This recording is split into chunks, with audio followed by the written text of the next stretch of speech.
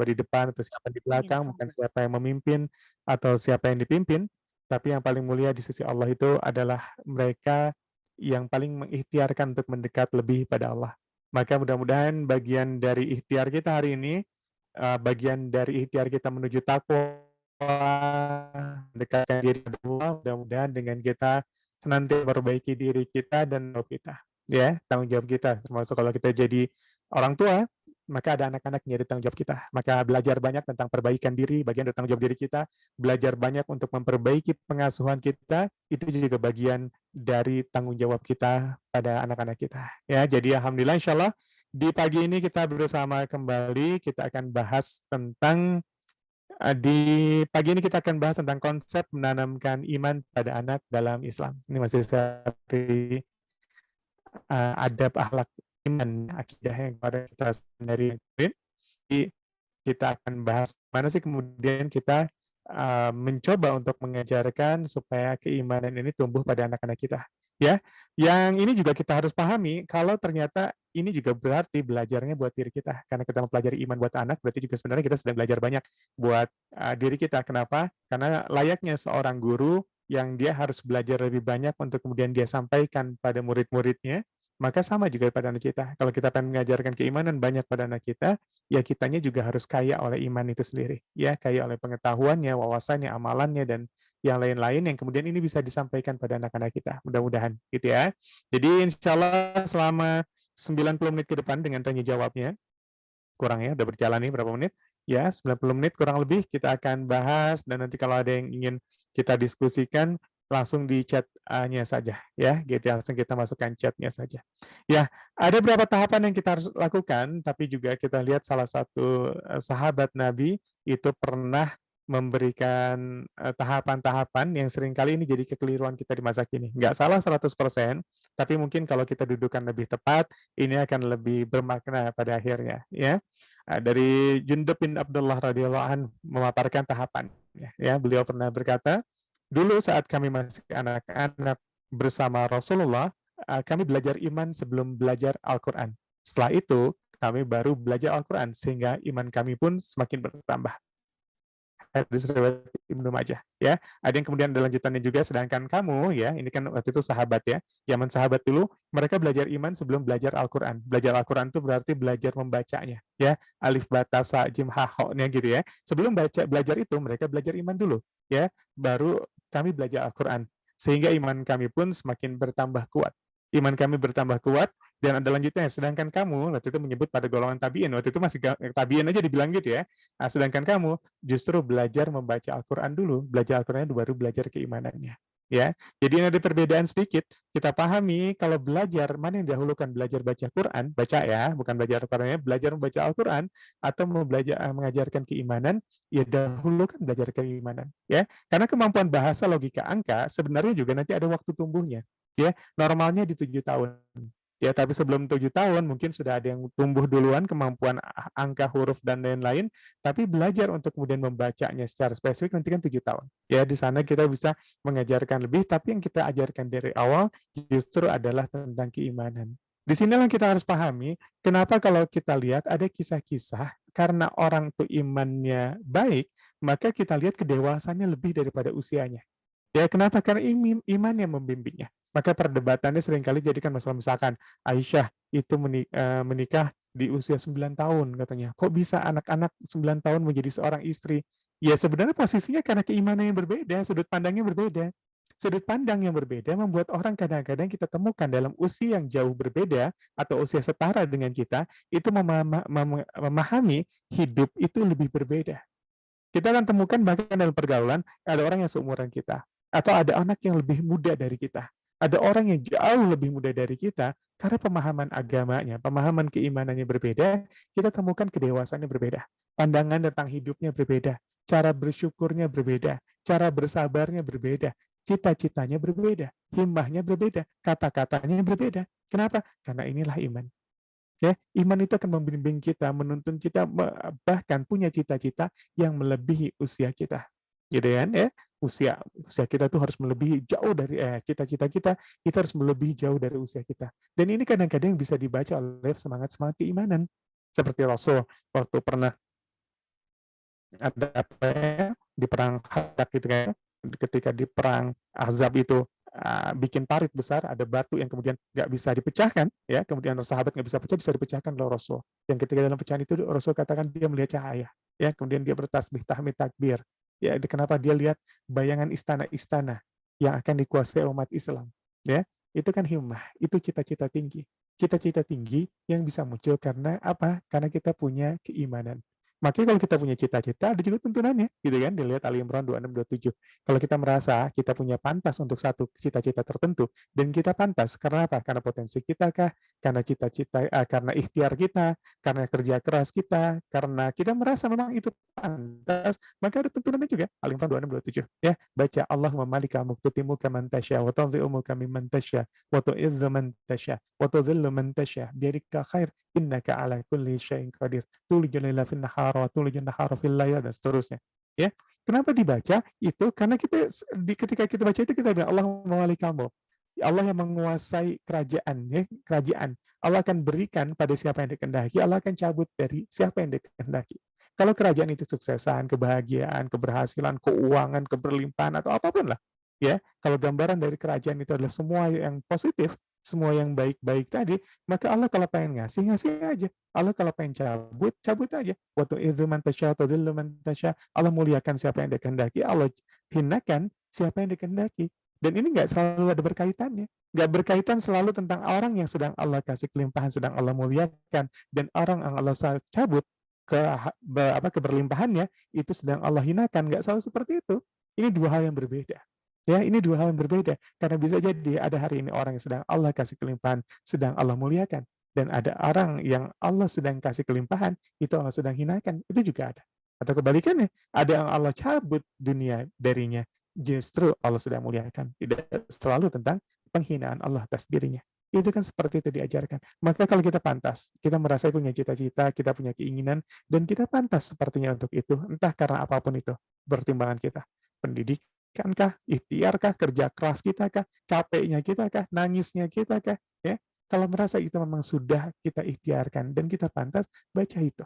Ya, itu kan ada tuntunan-tuntunannya. Ini kan makanya orang-orang beriman tuh cita-citanya kadang-kadang tinggi. Ya, kemarin kita sudah bahas di pertemuan sebelumnya. Wala tahinu wala tahzanu wa antum a'lan in kuntum mu'minin, gitu ya. Ya, kalau jangan pernah lemah, jangan ngerasa bersedih hati, sungguh kamu orang-orang yang lebih tinggi, kamu berada derajat yang lebih tinggi. Kenapa? Karena keimanan. Itu kan sudah ada. Maka iman ini kan menuntun kadang-kadang kalau ada tumbuh pada anak-anak kita tumbuh lebih dewasa daripada usianya, daripada teman-teman sebayanya. Dia memandang lebih jauh, dia bersikap lebih matang, ya. Ini kenapa? Karena iman yang tumbuh di hati, ya. Maka dari sini kita belajar banget dari kata-kata Jundub bin Abdullah ini. Itu berkata, kalau kita pelajari dulu tuh sahabat, anak-anak zaman dulu, kalau belajar itu belajar imannya dulu, baru belajar baca Al-Qur'annya. Gitu ya. Bukan salah belajar baca Al-Qur'an, hafal Al-Qur'an dari usia balita, nggak salah gitu ya. Tapi kita lengkapi juga, bukan hanya bentuk kata-katanya, tapi keimanannya. Supaya apa? Supaya mereka nggak mudah goyah. Kata Imam Al-Ghazali, anak-anak dan orang-orang yang baru masuk Islam itu kan imannya goyah banget, gampang banget terbang. Ya, belum matang banget. Maka perlu mengajarkan dengan hati-hati, perlu mengajarkan dengan baik pada anak kita. Supaya apa? Supaya iman itu tumbuh lebih kuat. Poin yang kita tawarkan adalah mengenal apa sebelum kita mengenalkan yang lainnya dulu, ya, mengenalkan iman. Nanti kita akan bahas, ya. Kemudian Ibnu Umar radhiyallahu anhu menuturkan, kami mengalami masa di mana kami belajar iman sebelum belajar Al-Quran. Saat diturunkan surat Al-Quran pada Nabi, kami mempelajari hukum halal haram yang terkandung di dalamnya, juga perintah dan larangannya, serta aturan-aturan yang harus dipatuhi, seperti detailnya kalian sekarang mempelajari cara membaca Al-Quran. Namun hari ini, aku menyaksikan orang-orang belajar Al-Quran sebelum belajar iman. Ia lancar membaca Al-Fatihah hingga surat An-Nas, yang maksudnya hafal, lancar baca, bisa khatam gitu ya, namun tidak mengerti perintah dan larangan yang terkandung di dalamnya, serta aturan-aturan yang harus dipatuhinya. Hadis riwayat Al-Baihaqi, ya, yang disahihkan juga oleh Hakim. Ya, dari sini digambarkan Ibnu Umar mengatakan dulu tuh yang dipelajari begitu, kalau datang ayat Quran, mereka pelajari itu halal haramnya, aturan-aturannya, perintah larangannya, lain-lain, baru detail seperti detail kita belajar baca Quran sekarang. gitu ya. Namun hari ini aku saksikan orang belajar Quran sebelum belajar iman, ia lancar baca, bisa fasih gitu ya, tahsinnya bagus, tajwidnya bagus, tapi ternyata nggak paham apa yang harus diikuti dari apa yang dibaca itu. Gitu ya, lagunya bagus, langgamnya bagus ya, tapi kemudian dia juga nggak bisa memahami dari ayat itu, ini persoalan sekarang kita. Ya, jadi kita balikan lagi. Ada poin pembelajaran yang harus kita kuatkan pada anak-anak kita. Bukan salah belajar menghafal Quran, nggak salah belajar perbaiki baca Quran dan lain-lain, nggak salah gitu ya. Tapi yang harus kita pahami juga bagaimana kita mengajarkan keimanan. Ya, iman itu kita tumbuhkan di hati anak-anak kita bahkan sebelum mereka mengenal Al-Quran itu sendiri. Ya, dalam artian mengenal bacaannya, cara membaca Al-Quran itu sendiri. Nah, ini yang kita jadikan apa ya, garis bawah gitu ya dalam pertemuan kita di pagi ini. Kita akan titik beratkan bagaimana kemudian kita mencoba mengenalkan iman dulu pada anak-anak kita. Yuk kita kenalkan apa sih iman dan gimana sih cara menyampaikannya gitu ya, menuturkannya ya. Iman itu sendiri itu kan banyak ya pemaknaannya. Dari kata amanah, di Quran sering diartikan juga dengan kata rasa aman, ya kayak di surat Al-Quraisy ya, di ilafi Quraisy ilafihim datasita wasafa ya'budu rabb hadzal bait alladzi at'amahum min ju' wa amanahum min khauf. Ya, Allah yang telah memberikan rasa apa ya, kehilang gitu ya, apa namanya, kecukupan dari rasa lapar yang kemudian menurunkan rasa aman dari rasa takut gitu kan. Jadi rasa aman dari ketakutan. Jadi iman itu berlawanan, amanah itu ada kelawanannya dengan khauf juga. Maka orang-orang beriman itu hilang rasa takut, hilang rasa sedih, hilang rasa lemah tadi. Wala tahinu wala tahzanu tadi. Kenapa? Ya karena ada iman, ada keyakinan di dalamnya, ada rasa yang iman itu menuntun pada rasa tenang, rasa aman, dan rasa-rasa yang menuntun dia pada kebahagiaan sejati, kebahagiaan hakiki. Maka sebenarnya ada orang mungkin penuh dengan keberlimpahan dunia, penuh dengan harta dan lain-lain, tapi hidupnya nggak tenang. Mungkin ada persoalan dengan imannya. Karena iman itu menjamin ada ketenangan pada hati kita. Iman, hidup dengan iman, memilih bercita-cita dengan iman, punya harapan dengan iman, menikah dengan iman, bersuamikan karena alasan-alasan keimanan, beristrikan alasan-alasan keimanan, mendidik anak patokannya adalah iman, itu memang nggak pernah menjamin hidup kita, pernikahan kita, pengasuhan kita, pekerjaan kita akan terus lempeng, nggak pernah sulit. Akan terus nurun, nggak pernah nanjak, akan terus berbunga, nggak pernah berduri. Nggak menjamin seperti itu. Tapi iman itu akan menjamin apapun yang kita alami, ya, baik atau buruk, senang atau susah, lapang atau sempit, kita akan tenang saat menghadapinya. Ini yang dibutuhkan kita, ini yang dibutuhkan anak-anak kita, ya.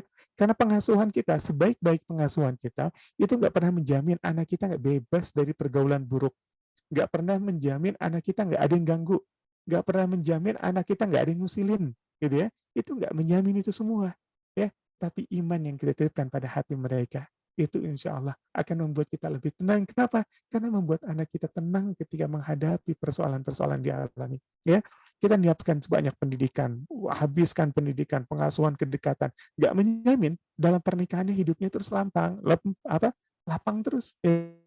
Kan nanti dia menikah, dia punya anak, belum tentu anak yang sudah kita besarkan dengan cara didik terbaik itu tiba-tiba semuanya sesuai rencana, nggak selalu. Tiba-tiba dia di PHK, tiba-tiba usahanya bangkrut, tiba-tiba kebakaran, ada ujian datang yang nggak pernah diduga. Dan kita nggak tahu bagaimana cara dia menghadapi ujian itu. Kecuali dengan iman yang kita titipkan, kita ajarkan dari kecil, dan itu tumbuh di hatinya, maka kita yakin dia akan tenang menghadapi apapun yang akan terjadi dengan dirinya. Karena nggak semua bisa kita handle. Ya, semua terbatas, usia terbatas, tangan terbatas, waktu terbatas, ya. Tapi Allah yang tidak terbatas, itu kalau kita titipkan di hatinya, kita jaga supaya tumbuh di hatinya dari kecil sampai besar, itu yang bisa terus menemaninya, nggak selalu kita. Itu yang seperti itu ya. Jadi dari sana kita yakinin, iman itu akan menghadirkan rasa aman, iman itu akan menghasilkan ketentraman di hati. Ini kenapa pendidikan iman itu awal kita harus titipkan pada anak-anak kita. Ya, iman itu apa? Ya, salah satunya yang dikatakan di sini ya, iman itu pengetahuan hati, pengucapan lisan, pengamalan dengan anggota badan. Ya, itu sering disampaikan para ulama sekarang yang tasdiq bi qalbi. Ya, apa sesuatu yang dibenarkan dalam hati, diucapkan dengan lisan dan diamalkan, diarkan ya dengan sebuah tindakan-tindakan. Itulah iman ya. Iman itu semua dari hati dia menjadi kata-kata, menjadi amal. Itu iman. Maka orang-orang yang beriman pada Allah dari hatinya dia teguhkan lewat kata-katanya dia sampaikan dan kelihatan oleh tindakan-tindakan amalnya. Itu kan iman itu, menghujam dari hati sampai menjadi buah. Ya kan? Seperti itu. Artinya apa? Seperti digambarkan seperti akar yang menghujam, yang kemudian menjadi batang dan buahnya itu kelihatan. Ya, iman itu gitu. Semua faktornya muncul, nggak bisa separuh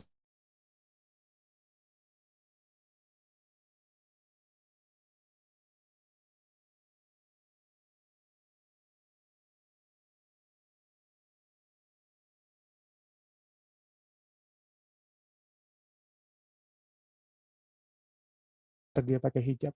Ketika lihat ke anak kita, anak perempuan kita, kuat dengan hijabnya. Ketika dia usianya sudah balik, ya sudah mukallaf, sudah tanggung jawab, keluar pakai tutup aurat, bahagialah kita. Kenapa? Iman nitip nempel di hatinya. Ya, jilbabnya jilbab serius, bukan jilbab main-main yang keluar nggak ada orang, dibuka keluar ketemu tukang apa namanya tukang sayur dibuka, main di depan rumah kebuka, padahal terbuka, makanya depan rumahnya halaman di pinggir jalan gitu ya. Ini kalau kita lihat anak kita segitu, perasaannya masih kan, waduh ini imannya nih. Ayat tentang hijabnya udah nyampe. Kenapa baca Quran ini bagus kok di pesantren bertahun-tahun, gitu ya. Tapi kenapa nggak tegak juga hijabnya, nggak tegak juga sholat 5 waktunya, nggak tegak juga minta tolong lewat sabar dan sholat ketika punya persoalannya, mungkin persoalannya ada di keimanan kita. Ya, maka PR kita begitu. Anak-anak kita yang kalau sekarang punya masalah, dia wudhu, dia bilang innalillahi, kemudian dia sholat 2 rakaat, maka kita bilang alhamdulillah. Ya, persoalan mungkin belum beres, ya, tapi cara dia menyelesaikannya seperti cara orang-orang beriman. Ya, kalau sudah seperti cara orang beriman, sudah tunggu saja nanti prosesnya, munculnya sakinah dan pertolongan Allah. Ya kan? Orang tua tinggal bahagia dan terus menguatkan istiqomahnya. Ya, tapi kalau sekarang kita lihat anak kita punya persoalan, penyelesaiannya bukan dengan kacamata Islam, bukan kacamata keimanan ini yang perlu kita koreksi apa nih? Ya, mungkin pembelajaran imannya, tapi udah saya ajarin ngaji loh. Tadi dikatakan iman dulu sebelum ngajinya. Udah saya masukin pesantren loh. Udah saya suruh hafal Quran, bahkan dia sudah hafal juz 30 di usia 6 tahun misalnya gitu ya, karena masukin lembaga tahfiz anak-anak misalnya gitu ya.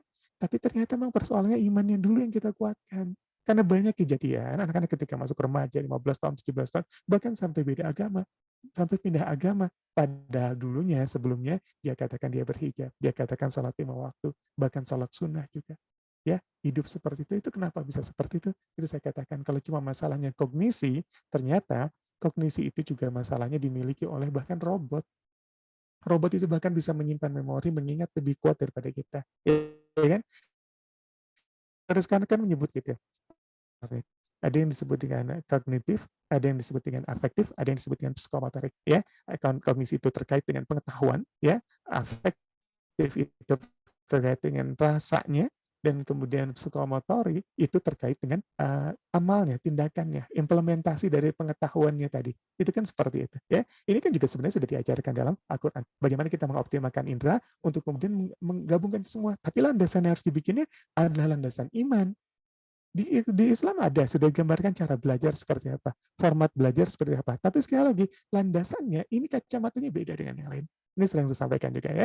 Al-Nahl ayat 78, Quran surat 16 ayat 78.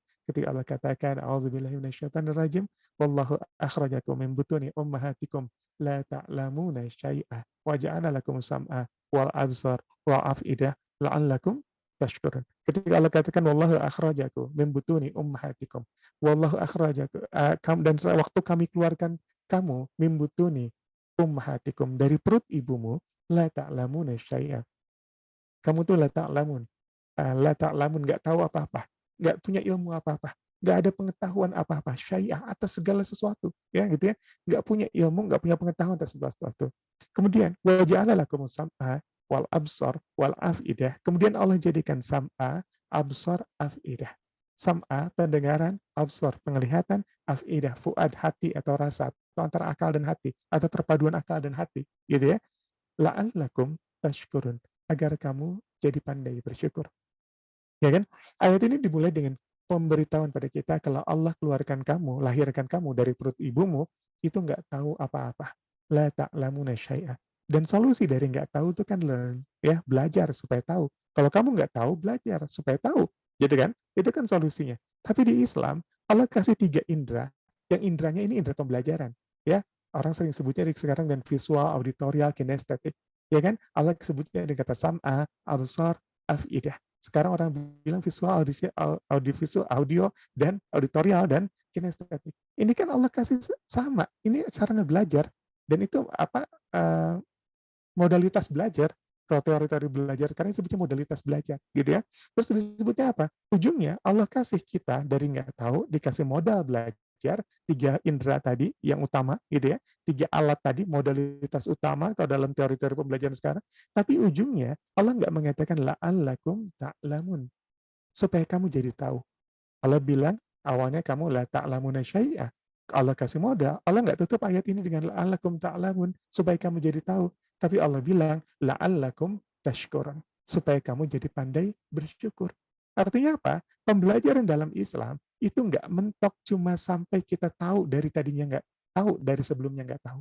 Ya, tapi Allah berharap kamu belajar lewat indera yang Allah berikan, lewat modalitas yang Allah berikan, visual, auditorial, kinestetik, sam'a, absar, wal af'idah itu bentuknya supaya jadi apa? Supaya jadi pandai bersyukur. Karena sedikit sekali orang yang bisa bersyukur. Karena orang yang bersyukur jumlahnya lebih sedikit daripada orang yang tahu. Itu kan seperti itu. Ya, kalau orang yang bersyukur lebih banyak. Banyak orang tahu. Saya sering contohkan dengan banyak orang tahu hari ini masih hidup. Gak semua orang bangun tidur bilang alhamdulillahilladzi ahyana ba'da. Nggak bilang makasih.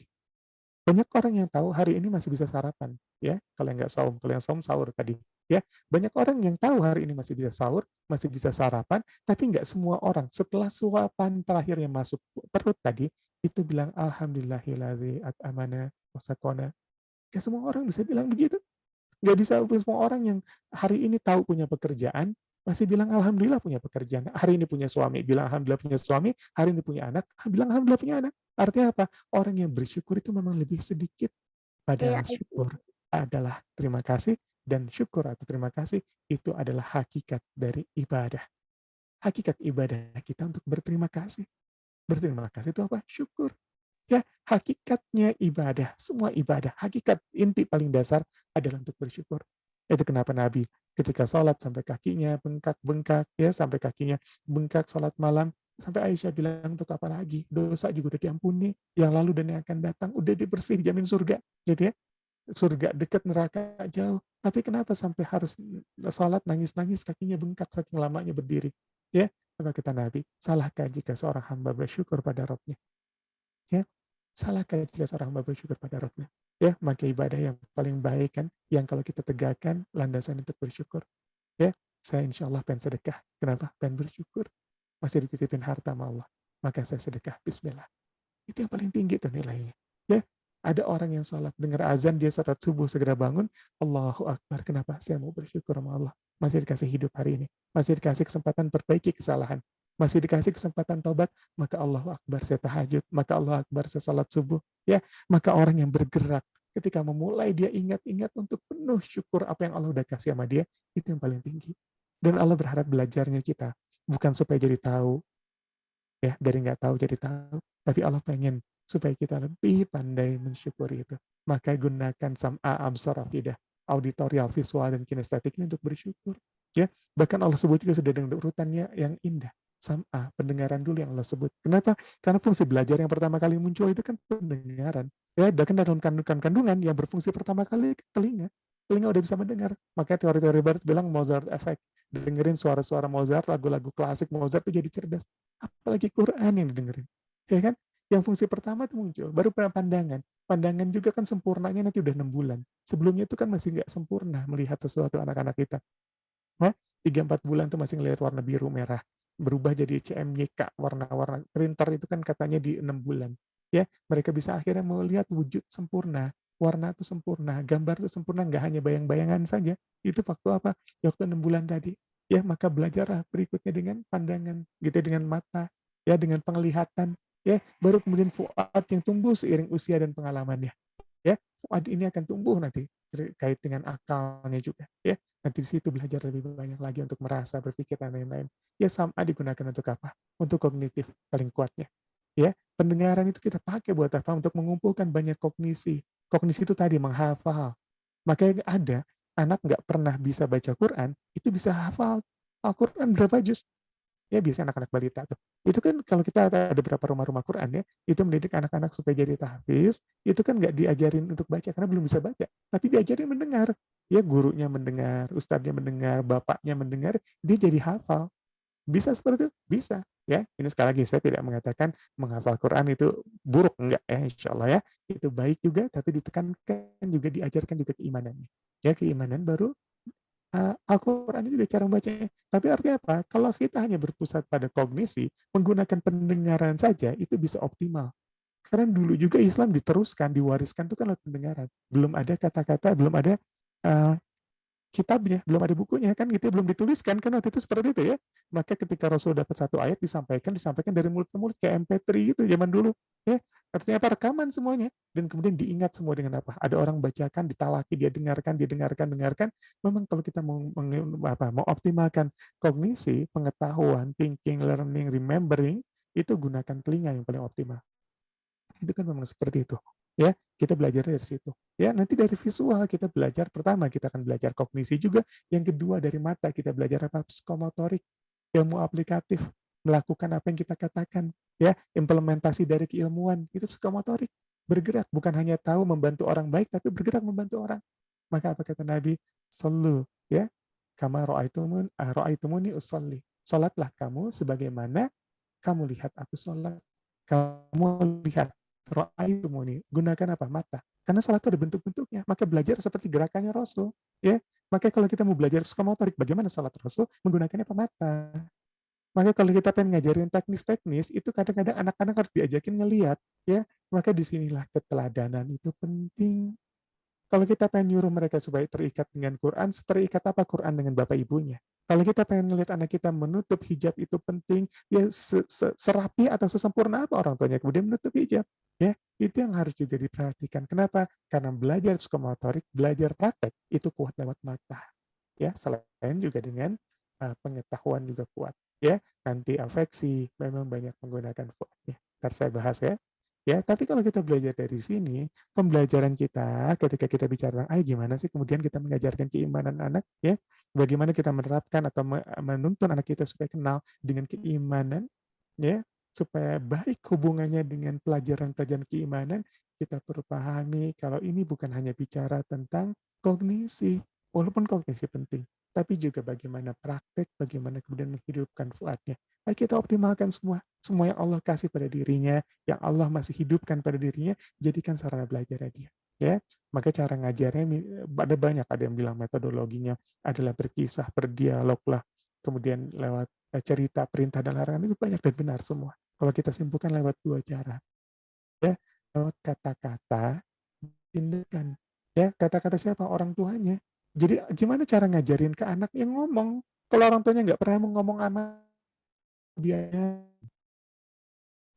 dialog, tanya kah, bentuknya apa, cerita, berdongeng, berkisah kah, itu kan teknisnya, metode.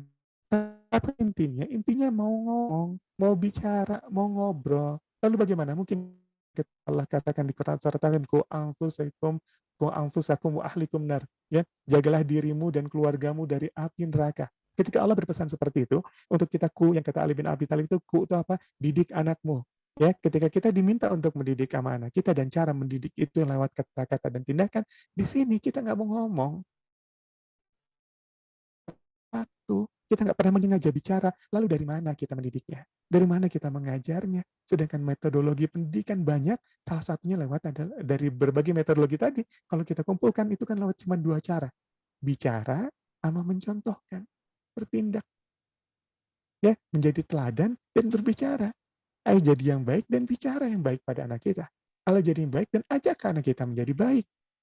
Ngobrol-ngobrol yang baik, tanya-tanya yang baik, berkisah yang baik, gunakan mulut kita. Kalau kita nggak mau punya hubungan ngobrol, ini persoalan.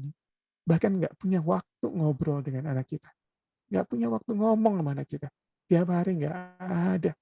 Nggak ada. Udah sibuk dengan urusan-urusan anak pulang dari sana, pergi langsung main sama temannya. Datang lagi malam nggak ada ngobrolnya, nggak ada diskusinya, nggak ada bicaranya, nggak ada berkisahnya. Lalu dari mana anak-anak akan dapat pelajaran keimanan? Ya, banyak kisah. Cetakan korban, kalau kita mau korban kisah, Quran kisah, sebaik-baik kisah dalam Al-Quran. Ya, dari kisah yang terbaik itu, kalau kita yang lain. Ada kisah baik yang ajarkan tentang keimanan buat kita. Dan banyak banget. Yang berikutnya tindakan-tindakannya. Bagaimana kita ajarkan bertindak, dan paling kuat tindakan bertindak ini adalah karena tadi peniruan. Orang tuanya menjadi contoh, uswah. Ya, contoh, kita menjadi teladan. Nama teladan bisa teladan baik, teladan buruk. Kalau kita contohkan buruk, jadilah kita contoh yang buruk. Uswah yang buruk, teladan yang buruk. Ya kan? Kalau kita contohkan yang baik, jadilah kita teladan yang baik. Ini PR sekali lagi. Yuk kita ngajarin keimanan. Kenapa? Karena iman itu harus menghujam dalam membenarkan dari hati kita. Muncul, kelihatan lewat lisan kita. Dan terlihat jelas dalam buah-buahnya tadi. Kan gimana sih kita ukur sebenarnya keimanan anak sekarang. Misalkan anak perempuan itu mudah banget, atau anak laki sama sih ya. Misalkan dari tutup auratnya, ya auratnya lihat gimana cara dia nutup. Ya ibunya aja belum paham. Oh misalkan gitu, ini lebih repot nih karena tadi kata dan teladan. Tapi ya sudahlah, kita sambil belajar menyempurnakan, mendidik diri kita sambil mendidik anak kita. Gitu kan? Lalu apa? Sholatnya, lihat gimana dia dengar panggilan azan, gimana mengevaluasi dirinya terhadap sholat, gimana kerinduan dia dengan Al-Quran, ya. Dia baca, dia pegang, nah ketika itu terbentuk, itu yang disebut dari hati muncul, ya. Ada getaran-getarannya, karena gitu kan, hati itu kan selalu bergetar ketika disebut nama Allah. Ala bizikrillahi tatma'innul qulub, ya. Orang-orang beriman hatinya itu bergetar ketika Allah disebut, ya. Apapun, takbir, azan, dia bergetar, pengen segera sholat, ya. Tak lagi azan maghrib gitu ya, azan maghrib waktu berbuka ya. Dia lebih senang lagi ya, ketika nanti kedengaran suara takbiran, dia bergembira hatinya. Ya, saat itu dia bersedih hatinya. Dia sedih ke Ramadan, aduh senang mau ketemu Ramadan. Dia ada rasa-rasa seperti itu. Ketika itu sudah muncul, ayo kemudian kita lihat dari kata-katanya. Adakah doa-doa yang terucap? Paling mudah kan adalah kalau orang punya gambaran cita-cita hati, sering muncul dalam permintaan-permintaan, harap-harapnya, doa-doanya. Itu kan muncul kelihatan kata-kata sana atau zikir-zikirnya. Ya, itu bisa muncul dari sana. Lalu terlihat tindakan-tindakannya. Dia ambil wudhu, dia sholat, dia pakai hijab tutup aurat, dia saum, dia berpuasa.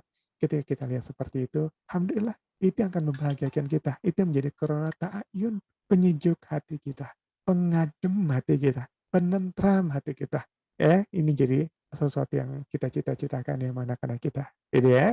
Nah, lalu apa materinya? Ya, sebelum ke sana, kita lihat dari materi-materi dasarnya. Apa sih yang kita perlu ajarkan nih? Ya, kita udah tahu urgensinya, sekarang iman dulu. Bukan berarti itu salah. Yang sekarang belajar tahfiz, belajar tahsin, belajar menghafal, membaca Quran, silakan lanjutkan. Nggak ada masalah. Ya, jangan berhenti, biarin aja. Dari kecil nggak apa-apa, biarin aja. Dari kecil mau diajarin begitu juga nggak masalah. Cuman, jangan cuma itu. Ajarkan juga imannya. Jangan sampai yang dikatakan Ibnu Umar tadi, gitu ya. Ada orang hafal atau bisa baca dengan baik dari Al-Fatihah sampai An-Nas, tapi nggak paham ayat-ayat ini turunnya kemana, ayat ini maunya apa yang diminta dari ayat-ayat itu untuk dirinya. Ya, disinilah peran orang tua dibutuhkan untuk kemudian semua yang dia tahu, semua yang dia baca, semua yang dengar tadi bisa kemudian jadi satu apa ya arahan hidup yang menghujam di hati. Ya, tindakan gitu ya. Ya, yang pertama, materi pendidikannya adalah selalu awali dengan Allah. Al-Hakim meriwayatkan dari Ibnu Abbas radhiyallahu anhu dari Nabi Shallallahu alaihi wasallam, beliau bersabda, bacakan padamu kepada anak-anak kamu kalimat pertama dengan la ilaha illallah. Maksudnya adalah ajarkan kalimat la ilaha illallah. Kenal anak-anak kita adalah la ilaha illallah. La ilaha. Makanya di sini ada walaupun ada perbedaan pendapat ya, ada yang mengazani gitu ya. Karena yang didengarkan pertama adalah la ilaha illallah. Yang diajarkan la ilaha illallah ya. Tapi bahkan ini dalam kehidupan kesehari-hari kita pada anak kita, ajarkan selalu mengawali dengan Allah.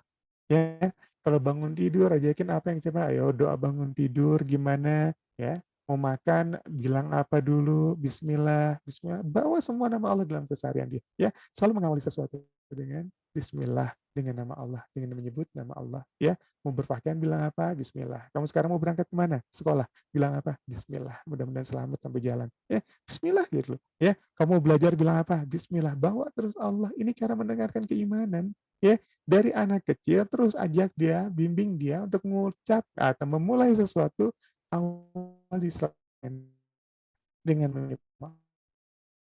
kata-kata yang harus kita awali Ya, setiap tindakannya itu Allah. Ini pendidikan keimanan. Ini hal sepele sepertinya. Masa sih ini akan menghujam kuat. Tadi saya katakan ya, Allah kasih sam'a, absar, afidah. Ya, Allah kasih sam'a, absar, afidah. Lawali selalu dengan basmalah. Ya, kalau teknisnya nanti kan belajar lebih banyak lagi ada. Ya, misalkan di 2 tahun ke bawah dia belajar dengan persusuannya. Ini masa rodaah gitu ya. Masa persusuan 2 tahun ke bawah itu. Anak belajar lewat mulutnya bisa ya, tapi yang berfungsi nanti apa? Pas lagi disusuin salawatan lah, ngaji Al-Qur'an lah, anak bisa dengan seperti itu bisa. Dan setelah kisah Nabi Musa itu diawali awalnya cerita Nabi Musa di Quran surat Al-Qasas diawali dengan apa? Perintah pada ibunya Nabi Musa untuk menyusui Musa kecil. Ibunya Nabi Musa diminta untuk susui. Habis susui larungkan ke dalam kotak, masukkan dalam kotak, lalu larungkan ke dalam sungai. Itu kan perintahnya seperti itu. Ya, di Quran surat Al-Qasas kisahnya Nabi Musa itu diawali dari perintah menyusui pada ibunya Nabi Musa. Maka menyusui ya akan dan sempurnakan ya kalau masih boleh nggak nyusuin? Ya boleh-boleh aja, tapi kalau udah sempit apa lagi? Ya kan? Karena Allah udah bilang sempurnakan kami ya, udah sempurnakan 2 tahun lalu, kalau udah sempurna kita cari apa lagi setelah sempurna? Ya, ya boleh-boleh aja mungkin. Ya, tapi ya buat apa lagi kalau udah sempurna 2 tahun sudah sempurna nggak usah. Saya pikir sempurnakan aja sampai dengan 2 tahun itu. Ya, dari sana. Jadi makanya sampai ada di Al-Baqarah disampaikan 233 untuk apa? Untuk kuat tentang perintah menyusui. Ini kewajiban siapa? Ya, beda pendapat. Ya, kalau Imam Syafi'i mengatakan ini kewajibannya ayah menyusui itu. Kalau Imam Malik itu kewajiban ibu juga. Jadi artinya apa? Ada kewajiban walaupun ada yang menyebut ibu ataupun bapak, artinya bapak itu kewajiban untuk menyusui. Bahkan kalaupun nggak disebutkan ibunya itu jadi kewajiban bapaknya ternyata. Jadi makanya disitulah turun kalimat ke dalam mazhab Syafi'i itu ada biaya upah buat ibunya yang menyusui. Ya termasuk ibu kandung. Ya sesuai yang ngupahin siapa? Ya bapaknya kasih upah, kasih gaji. Ya turunan sampai ke situ kan hukumnya fikihnya. Ini saking dahsyatnya maksa persusuan di 2 tahun pertama. Karena anak belajar lewat mulut, walaupun telinga dan semuanya berjalan. Ya, makanya fase oral, orang sering sebutnya ya, kalau bahasa sekarang, fase oral ini kan pernah dialami Nabi Musa juga. Ya, Nabi Musa yang waktu kecil habis dilarungkan kemudian ditemukan oleh Asiyah istrinya Firaun gitu dan kemudian diasuh Firaun dan Asiyah itu kan sempat lihat Firaun itu sempat pengen gendong juga dan tapi ketika mau dipegang Firaun wah ngebrontak narik-narik jenggotnya nyak nyak gitu ya. Jangan-jangan ini bayi yang penyihir nih, anak laki-laki yang akan menggulingkan kekuasaanku, gitu ya. Ini udah jangan dipelihara lagi lah, gitu ya. Lalu apa kata Asia, belum tentu. Ya, siapa tahu dia bayi yang beneran hanya manusia, kok bayi anak kecil namanya juga anak-anak, gimana sih, gitu ya. Belum kenal, dia marah-marah, gitu ya. Udah kita coba aja lah, kita kasih makanan bara api. Ini bayi yang berat, dipilih bara api, ya memang bayi biasa belum punya akal, seperti itu katanya. Maka ditaruh di bawah dan kemudian ngerangkaklah Musa bayi. Dan di satu sisi ada makanan, di satu sisi ada bara api. Mana yang diambil? Lalu yang diambil oleh Musa kecil itu kan bara api. Ya maka diriwayatkan Musa itu sedikit punya gangguan pada lidahnya. Maka ketika dia berdoa, Rabbi shrah li sadri wa yassir li amri wahlul 'uqdatam min lisani yafqahu qawli. Hilangkan kekakulan dari lisanku. Lisannya pernah begitu, jadi rada kaku, rada cadel, ya, rada cadel. Makanya dia minta bantuan pada Allah, dikasih satu orang untuk membantu dakwahnya, ya, namanya Nabi Harun, ya. Nabi Harun dia minta bantuan, Nabi Harun untuk bantu. Kenapa? Lisannya sedikit punya kendala kaku gitu ya. Maka dia Rabbi shrah li sadri wa yassir li amri wa hlul min lisani yafqahu qawli. Itu kan seperti itu. Ya, tapi kalau kita belajar dari sana, itu kan ada proses pembelajaran di usia 2 tahun ke bawah yang dilakukan oleh Nabi Musa kecil. Ya, dia lakukan lewat oralnya tadi. Maka di sini, walaupun dia masih nyusuin, pas menyusuin, jangan ragu untuk bilang, apa nih, mau ngempeng, mau nyusu, baca bismillah dulu ya, bismillah. Sampaikan, karena anak mendengar. Ya, fase oralnya lagi jalan, ya, pendengaran sudah hidup duluan. Ya, belajar dari situ kognisinya, maka dia akan ingat Allah yang memberi rizki, Allah yang memberi ini, Allah dia akan ingat itu terus. Ya, ya ingat bismillah, alhamdulillah punya makanan nih sekarang ada rizki. Yuk ucapin apa? Bismillahirrahmanirrahim kalau udah mulai disuapin.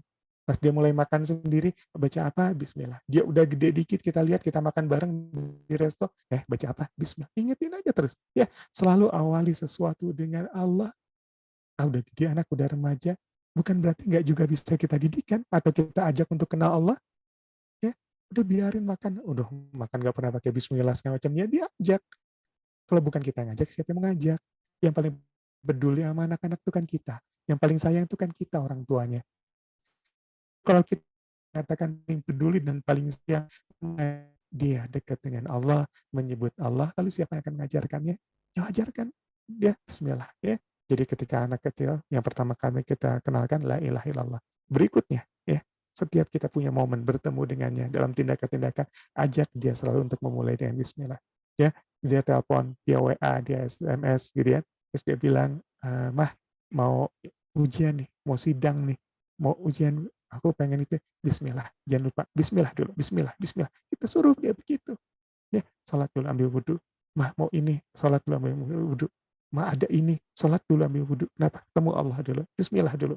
Ya, kita kenal itu mari keimanan. Ya, ini sering kita ribet, ada gimana cara ngelakuin iman? Mulai dengan Allahnya dulu, karena iman yang paling tinggi itu tauhid. Ya, kenalkan dengan Allah, maka sebut Allah sering-sering. Ya, zikran kasira. Zikir sering-sering, banyak sebut-sebut Allah, gitu ya. Sebut Allah, sebut Allah, sebut Allah. Ya, sebut di hari. Sekali lagi ya, lewat ucapan dan tindakan. Ya, ucapan apa? Minta mereka lakukan. Lalu tindakan apa? Biar mereka melihat. Kita juga begitu. Ya, lewat teladan kita. Kita juga begitu. Ada kesulitan yang kita tegakkan salat, yang kita sebut Allah, yang kita pegang Al-Quran, kembali ke situ, ya Allah yang dibawa-bawa terus, dia akan belajar dari situ. Ya. Kemudian yang kedua, materinya adalah kenalkan halal haram. Ya, kita ambil dari yang pelajaran tadi. Setelah kita kenalkan Allah, kenalkan halal haram. Ya, maksudnya di sini ya seperti bagaimana Ibnu Jarir dan Ibnu Munzir meriwayatkan dari Ibnu Abbas bahwa berkata, ajarkanlah mereka untuk taat pada Allah dan takut berbuat maksiat pada Allah, serta suruhlah anak-anak kamu untuk menaati perintah-perintahnya dan menjauhi larangannya. Karena hal itu akan memelihara mereka dan kamu, gitu ya. Jadi kita lihat dari sini, ada yang menarik adalah kita kadang-kadang nggak nyampein halal haramnya atau boleh enggaknya. Ini harus diajarin juga anak-anak kita, ya. Jadi di ayat ini, nak nggak boleh begini. Kenapa pakai kerudung? Orang Muslim tutup aurat. Kenapa begini? Ya, nggak boleh kamu berkata meninggi. Kenapa orang Islam nggak boleh begini? Nggak boleh kamu berdusta. Kenapa nggak boleh begini? Kenapa nggak boleh mengadu domba? Ada begini ayatnya, gitu ya. Sampaikan. Jadi supaya apa kalau dia belajar Quran, dia belajar tahfiz, dia belajar menghafal Quran, gitu ya. Ketika apa yang dia pelajari itu ada, kita sampaikan ilmu-ilmunya, gitu ya. Oh berarti orang tuanya harus belajar banyak. Memang orang tuanya harus belajar banyak, terutama bapak, gitu kan. Karena pusatnya keilmuannya nanti di rumah itu bapak harusnya. Ya bapak yang harus menyampaikan, mendidik anak istrinya, itu kan harus seperti itu. Ya laki-laki gitu ya, laki-laki kita harus dididik, kalau punya anak laki-laki harus jadi pintar, apalagi bapak agama. Kenapa? Karena dia harus mendidik anak istrinya gitu loh. Ya dia harus bimbing anak istrinya ngadepin hidup, ngadepin masalah, ngadepin persoalan dalam lingkupan apapun. Maka dia harus juga punya wawasan lebih, pengetahuan lebih tentang agama ini. Ya, diajarkan ini nggak boleh. Maka dari awal tegas, yang boleh, yang nggak boleh sampaikan. Ini jangan kamu gini, ini sampaikan. Dari kaca anak kita sampaikan, karena itulah yang dimaksud dengan mengenalkan iman. Iman itu akan menuntun hambanya untuk berbuat apa yang diperintahkan dan kemudian menjauhi apa yang dilarang. Lalu kalau apa yang diperintahkan Allah dan apa yang dilarangnya nggak pernah ada dalam pemikiran mereka, wawasan mereka, referensi hidup mereka, bagaimana mungkin mereka tahu apa yang harus didekati dan apa yang dijauhi, apa yang dilakukan dan apa yang ditinggalkan, ya kan? Maka PR kita adalah ngasih tahu apa yang boleh, apa yang nggak boleh, apa yang harus, apa yang nggak. Kenapa? Definisi iman akan seperti itu. Menuntun hambanya melakukan apa yang diperintahkan dan menjauhi apa yang dilarang. Itu kan definisi iman. Ya, maka udah, apa yang kita tahu, kamu nggak boleh begini, kamu harus gini, itu sampaikan, jangan nggak disampaikan. Itu mengajarkan pada keimanan.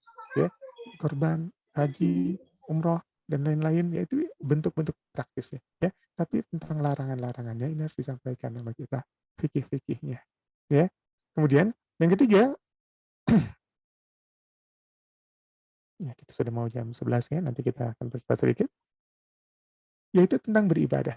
Ya, Ini kemudian ini sudah familiar ya hadisnya ini. Suruhlah anak kalian salat ketika umur 7 tahun dan pukullah mereka ketika berusia 10 tahun jika mereka meninggalkan salat dan pisahkanlah tempat tidur mereka antara anak laki-laki dan anak perempuan. Maka materi pendidikannya adalah ibadah. Ini usia berapa? 7 tahun. Ya, 7 tahun baru mulai kita kenalkan tentang ibadah praktis. Sholat lah, cara ini-ininya. Sebelum 7 tahun nggak usah banyak di situ. Banyaknya di keimanan aja. Bismillah ya mulainya, nggak boleh gini kamu ya. Kenapa nggak boleh menyakiti hati saudara? Nggak boleh kamu fitnah teman kamu, ngomongin gitu. Kenapa? Ini sampaikan itu. Itu pelajaran keimanan. Apa yang boleh, apa yang nggak boleh. Apa yang boleh, apa yang nggak boleh. Apa yang boleh, apa yang nggak boleh. Itu sampaikan.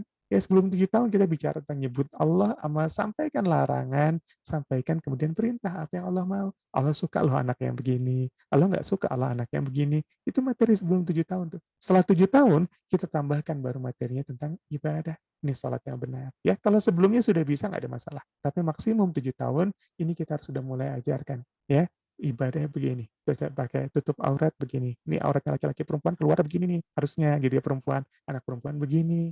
Gitu ya. Itu kita munculkan bertahap di 7 tahun ke atas. Ya, kita mulai kenalkan dengan ibadah yang sifatnya lebih praktis, ibadah keseharian. Ya, dan kemudian yang materi keempat, biasakan mencintai Allah dan Rasulnya. Kenapa? Karena ini dikatakan ya, katakan, Qul in kuntum tuhibbunallaha fattabi'uni. Ya, kalau kamu cinta Allah, maka ikuti aku, kata Nabi. Ikuti Rasul. Ya, ikuti Nabi Muhammad. Ya, jadi ajarkan untuk mencintai Rasul dan Al-Quran. Kenapa Al-Quran itu akhlaknya Nabi? Ini udah kita bahas di pertemuan sebelumnya. Ya, akhlaknya Nabi. Jadi ya sudah gambaran Al-Quran itu gambaran Nabi itu kayak gimana akhlaknya ya Al-Quran akhlaknya Nabi itu gitu ya. Nah, biasakan anak kita mencintai lebih nih. Setelah dia diajarkan ibadah lebih, materi berikutnya ayo terbiasakan kita ajak dia untuk mencintai nabinya. Ya, banyak caranya. Kisahkah, dialogkah, nasihatkah, itu kan banyak. Ya, sekali lagi, yang penting mau bicara dan mau bertindak. Ya, karena intinya adalah apa yang mau kita lakukan, apa yang mau kita ucapkan, apa yang mau kita tindakan. Itu intinya. Ya, metodologinya bisa berkisah, bisa nasihat, bisa dialog. Tapi kalau nggak mau ngomong percuma, itu semua ada omongan. Ya, kalau kita nggak mau mencontohkan, menjadi teladan dalam tindakan, itu juga percuma. Karena mereka juga harus belajar psikomotorik, belajar langsung praktek yang bisa mereka lakukan. Ya, indranya udah apa ke Allah kasih itu. Allah kasih sam'a, absar, afidah. Tadi saya katakan ya, Allah sudah kasih sam'a untuk belajar psikomotoriknya, tentang Allahnya, tentang wawasannya, tentang pengetahuannya, tentang fikihnya, gitu ya. Itu udah Allah kasih itu. Untuk melakukannya, tentang menjadi contohnya, tentang menjadi teladannya, tentang bagaimana bentuk atau gerakan ibadahnya. Itu Allah kasih mata untuk belajar kita dan afidah untuk merasanya supaya afeksinya itu tumbuh ya, supaya dia bisa mengukur baik buruknya, benar salahnya, pas enggaknya gitu ya. Itu Allah kasih semua dan Allah kasih itu setelah Allah tadi membutuni ummahatikum dari perut ibumu, enggak dikasih apa-apa. Ya, enggak tahu apa-apa, la ta'lamuna syai'a. Kemudian Allah kasih 3 modal itu supaya kamu bisa bersyukur. Nah, peran orang tua kan di situ. Nih pendengarannya anak sama kita diisi apa? Bukan guru. Guru mah setiap tahun aja ganti. Guru pelajarannya ganti, wali kelasnya ganti. Tapi kan kita nggak ganti-ganti posisinya jadi orang tua, jadi bapak atau ibu buat anak kita. Kita nggak pernah ganti. Guru mah ganti setahun. Perkembangan aja lupa. Mulai lagi hafalan kelas 1 pernah hafalan surat ini, kelas 2 mulai lagi ngulang lagi. Ya kelas 3 ngulang lagi kan begitu guru. Ya kenapa sudah beda dia nggak tahu muridnya dulu sekarang. Tapi kalau kita orang tuanya ini kan enggak. Kita kan nempel dari anak kita kelas 1 sampai anak kita SMA sampai anak kita kuliah, ya kita. Ya, yang kita tanggung jawab sama apa? Pendengaran nih. Yang kita tanggung jawab sama apa? Penglihatannya. Yang kita tanggung jawab sama apa? Sama hatinya. Maka kita yang wajib untuk mendidiknya ini semua. Ya, dengan iman tadi. Ya, tadi kan mulai. Ya, kita balikan lagi. Ketika kita bicara tentang apa? Yang poin pertama tadi, saya ulang. Ya, saya nggak usah ulang ya. Saya lanjutkan aja nih. Nah, sini ya. Kita awali dengan Allah. Ya, sekarang ngomongnya apa? Apa yang kita obrolin dari dulu sampai sekarang? Allah udah kasih anak kita punya telinga untuk dengar. Lalu seberapa sering kemudian kita mengawali sesuatu dengan Allah, pasti mulai dari bangun tidur. Dia punya masalah, dia punya problem, dia mengakhiri sesuatu. Kapan kita ngajakin dia ke Allah? Ya, kapan mengajak selalu mengawali semuanya dengan Allah? Sudah berapa lama anak kita dikasih pendengaran, hidup dengan kita, dan sudah berapa kali kita, atau bahkan hari ini, kita mengajak dia untuk mengawali dengan Allah. Padahal ini pelajaran keimanan. Tadi dia mau berangkat sekolah. Apa yang kita bilang? Bismillah, nak. Itu enggak? Ya, ini kan bangun dengan Allah. Tadi kita bangunin dia tidur. Kita bilang, "Ayo Mbak, Mbak ngomong apa? Baca doa apa bangun tidur?" Alhamdulillah. Kita ngajak nggak dia untuk supaya ingat Allah? Masih di rumah, masih kecil, tadi habis nyuapin, pas nyuapin kita bismillah nggak? Atau bahkan sekarang udah gede, kita berpikir udah gede, udah sendiri, tapi kan anak nggak pernah lepas dari kita. Sekarang udah mau kuliah, udah berangkat sekolah SMA. Tadi kita ngajak dia untuk ikut dengan Allah. Tapi dia aja begitu, dia nggak pernah ngedengerin, itu urusan dia. Urusan ke orang tua itu menuntaskan kewajiban kita. Kewajiban dia biar dia yang menuntaskan sendiri. Ya, karena sudah usianya sudah mau kalah gitu ya. Tapi kewajiban kita, ini kan nggak pernah boleh berhenti.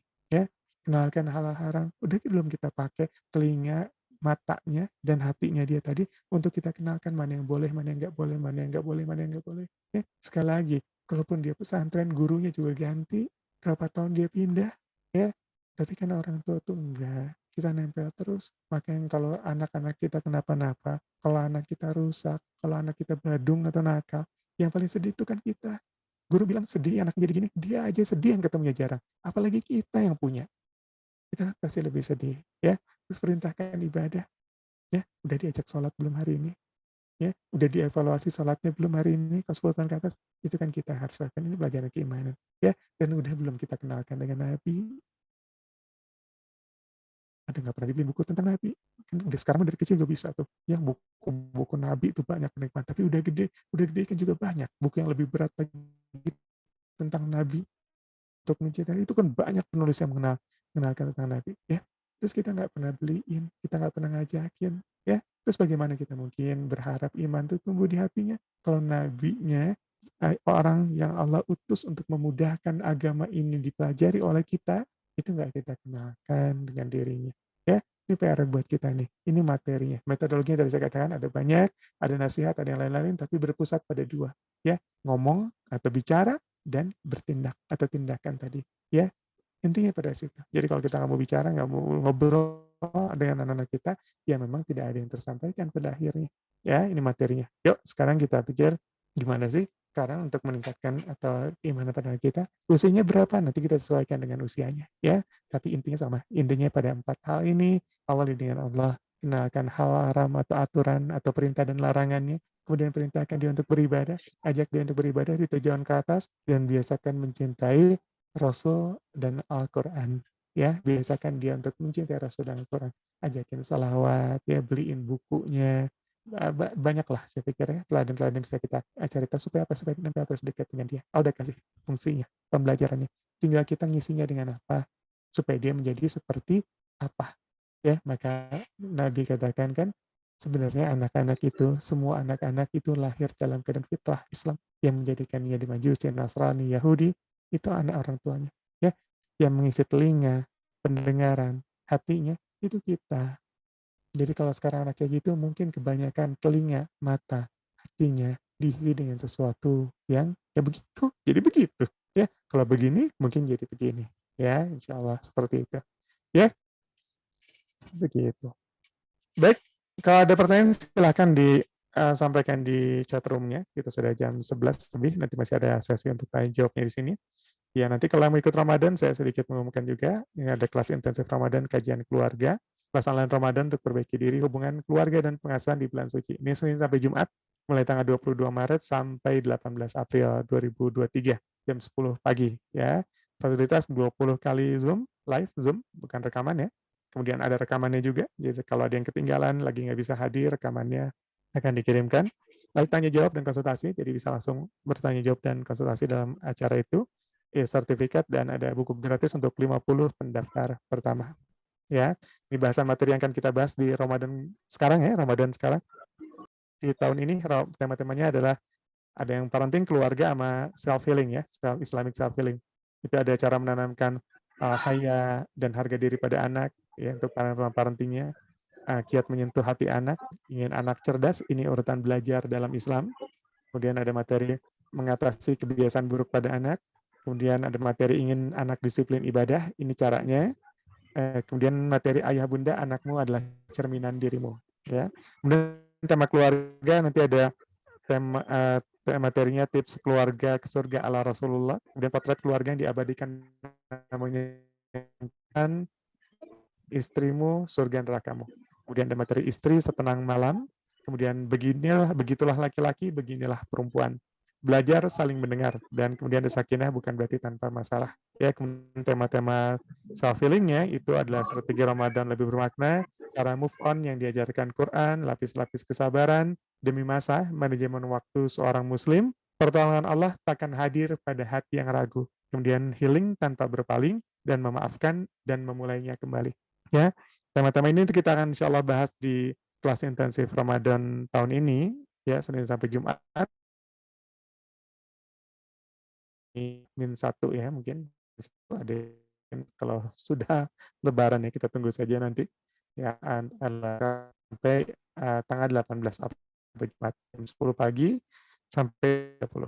Ya, kalau ikut silakan pendaftaran sekarang di chatnya mungkin tadi ada ya, sudah disampaikan oleh adminnya untuk link pendaftarannya kemana. Ya, ini akan kita bahas di Ramadan ini, dan mudah-mudahan di Ramadan ini bisa kita isi dengan lebih baik lagi, untuk belajar lebih banyak lagi, apalagi di waktu semua dilipat gandakan oleh Allah, dan doa dikabulkan. Kalau banyak melakukan kebaikan dan banyak doa yang kita sampaikan, insya Allah siapa tahu Ramadan ini jadi jalan kita untuk keluar dari persoalan atau mendekat pada apa yang kita inginkan, gitu ya, untuk menjadi lebih dekat lagi dengan apa yang kita cita-citakan dalam kebahagiaan dunia akhirat, atau keluar dari persoalan-persoalan yang menjauhkan kita dari kebahagiaan dunia dan akhirat. Karena memang tujuan kita memang ada bahagia dunia akhirat, ya kan? Kita semua pengen bahagia dunia akhirat, dalam pernikahan kayak dalam macam-macamnya. Kita punya seperti itu.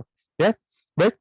Saya akan mulai tanya jawabnya. Sebelumnya nanti ada sedikit informasi dulu dari ini, sambil saya sedikit relax dulu nih, serak ya. Cuman lagi saum nih, tidak bisa minum ya. Ya, jadi bisa disimak informasi berikut sekitar 4 menit. Saya minta jeda 4 menit sebelum saya akan mulai mencari pertanyaan di chatroom. Kalau ada yang ingin bertanya langsung, silakan masuk ke chatroomnya langsung ya. Baik, itu sebentar. Saya break dulu sekitar 4. Bentar, saya cari dulu.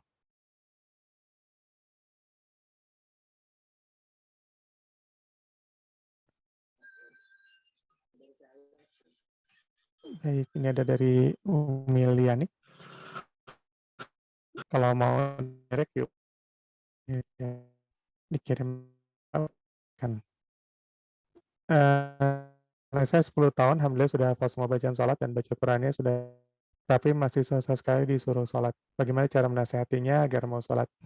Ya tadi saya katakan ya, jadi kalau babnya tentang sholat, jadi ini usianya 10 tahun, harusnya usia sudah bertanggung jawab dengan sholatnya.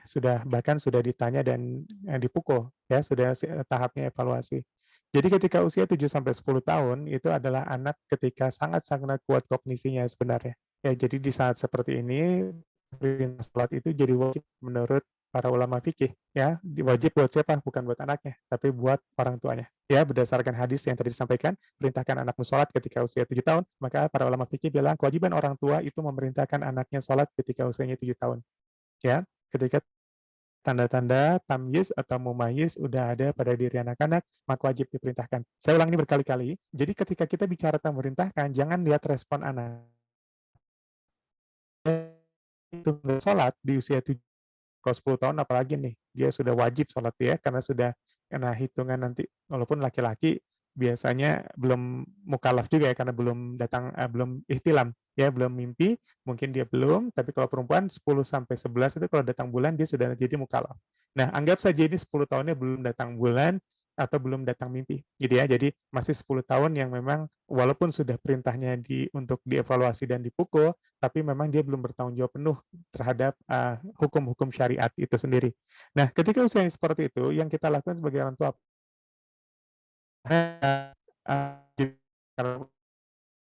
tua, ketika dia tidak melakukan, dosanya itu bukan di dia, karena usianya masih 7-10 tahun misalnya gitu ya, tapi dosanya itu di orang tua ketika kita tidak memerintahkan. Ya, jadi jangan sampai begini, kita marah untuk sesuatu yang belum wajib dia kerjakan, sampai kita tidak melakukan kewajiban kita.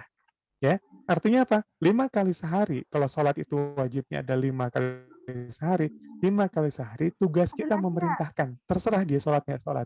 Ya, sholat nggak sholat bukan kewajibannya dia.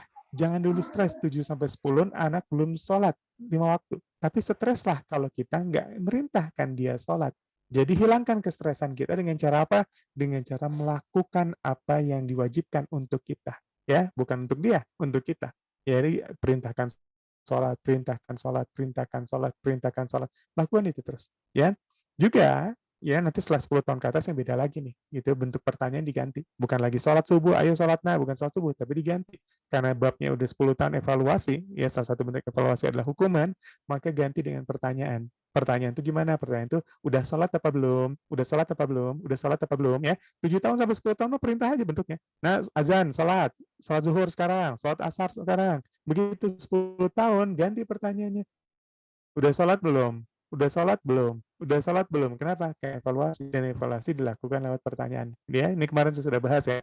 Untuk evaluasi itu pertanyaan. Jadi kalau kita tahu evaluasi anak-anak, evaluasi apa, maka evaluasi akhir tahun, dulu panas gitu ya. Evaluasi akhir belajar, evaluasi itu bentuknya adalah pertanyaan yang harus dijawab. Ya, jadi kalau kita nggak pernah bertanya pada anak kita nggak pernah mengevaluasi anak kita. Kalau kita pengen tahu sematang apa fuadnya, kematangan akal dan pikirnya, maka dievaluasi dengan pertanyaan.